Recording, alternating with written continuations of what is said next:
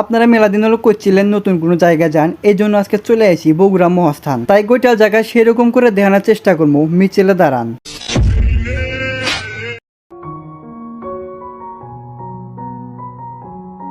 Hello ভালোবাসা ভাই brother, কি অবস্থা সবার? আশা করি সবাই অনেক অনেক ভালো আছো।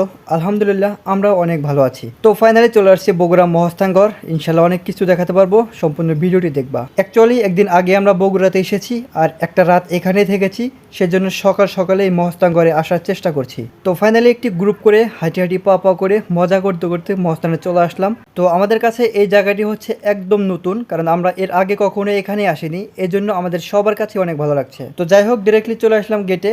আসার পরে দেখি গেট লক, কারণ এখন বাজে সকাল 6:30। আর যে কোনো প্রতিষ্ঠানেই এত সকাল সকাল গেট লক থাকাটাই স্বাভাবিক। তো যেভাবেই হোক ভিতরে প্রবেশ করতে পেরেছি, এর জন্যই আপনারা এত সুন্দরভাবে ভিডিওটি উপভোগ করতে পারছেন। তো শুধু শুধু কন্টেন্ট উপভোগ করলে হবে না, ভিডিওটি লাইক কমেন্ট শেয়ার করে দিন। তো ফাইনালি এখানে অনেক কিছু দেখতে পেলেন। এখন জাহাজ ঘাটে যাওয়া যাক।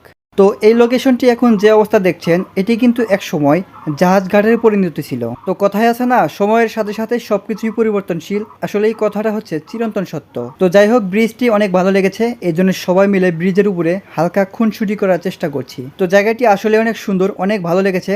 যতক্ষণ থাকি না কেন আরো থাকতে মন চাচ্ছে, কারণ এখানে রয়েছে চারিদিকে সবুজ ঘাস এবং বিশাল বড় বড় গাছ, এবং সেই সাথে রয়েছে নিরিবিলি বাতাস, যেন শরীরটা শীতল হয়ে আসতেছে।